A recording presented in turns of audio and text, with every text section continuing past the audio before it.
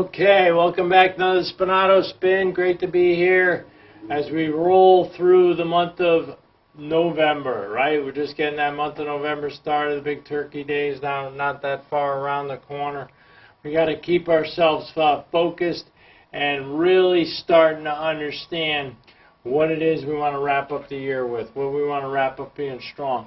You know, that's exactly what I want to talk about, the wrap-up part, right? We don't want to fall off the table. We don't want to do something that most people do on a regular basis, and I'm not trying to be condescending at all, but most people do what? They quit, right? It's a four-letter word.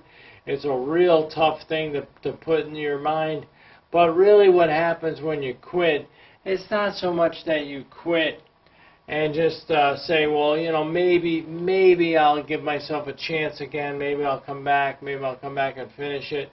No, you quit. You put it to an end. You put it to rest. And you decide that there's nothing else left to do in that subject or nothing else left to accomplish.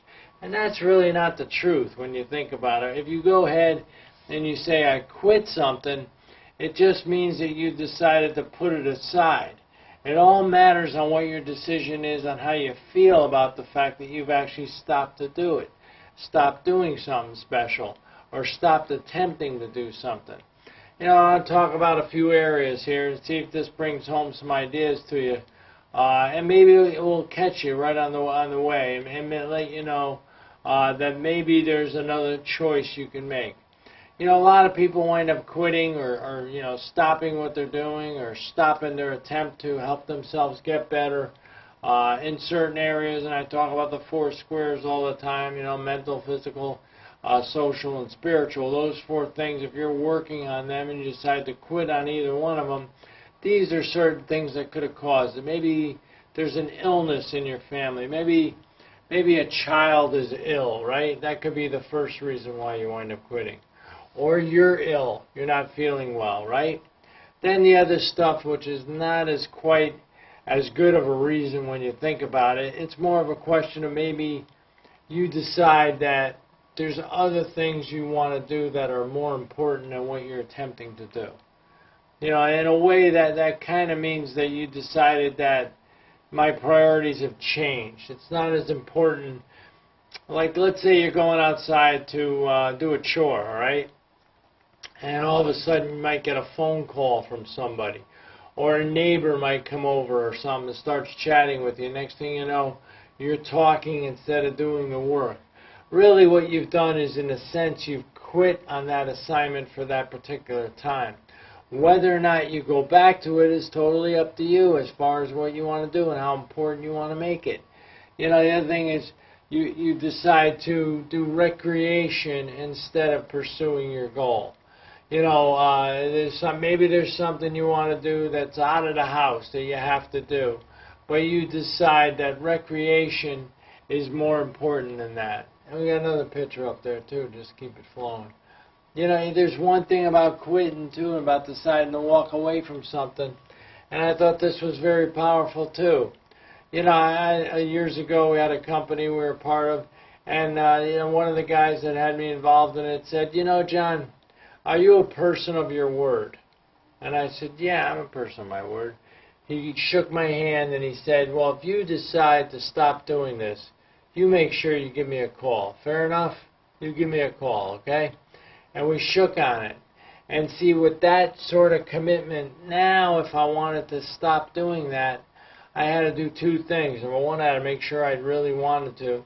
And number two, I had to understand that someone's going to ask me why I decided to stop, why I decided to quit. You see, one thing, you know, a lot of football coaches talk about this too. They say, you know, once you quit something one time or quit something, anything at all, it makes it a lot easier to quit something else. See, quitting becomes a habit. And you don't want that habit. You don't want that mindset, do you? You want to make sure you're always thinking about how I can get better as I go through my challenges. And then what's the next picture up there? We're all in charge of a think factory, right? We wonder why we quit things, why we decide to fall off the wagon, as they say. Well, think factory really is this simple. Either you're producing something that's positive or you're producing something that's negative. There's Mr. Defeat. There he is right there, right? Mr. Defeat, who thinks of all the reasons why he shouldn't keep going. And then there's Mr. Triumph, or Ms. Triumph, right? Ms. Triumph is always the one that tells you how you can be doing things better. All the information comes pouring to you in the factory and starts producing positive thoughts. We all have that think factory. You got to go to that when you start thinking about quitting anything. I don't know what it is you want to start thinking about quitting. I don't know what it is you're trying to do. But whatever it is, understand this is the process that a lot of people go through. We got one more up there?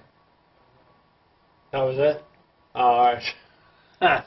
That's okay. We'll keep thinking about this. But the process of making sure that we stay focused and we keep ourselves energized is always come up with reasons. You know, they say the reason why people don't get what they want is they don't have enough reasons. You don't have enough reasons. If your reasons are strong enough, you won't be denied. You know, we talked about this before, but it falls in line with quitting right here. Let's say you locked your keys in your car.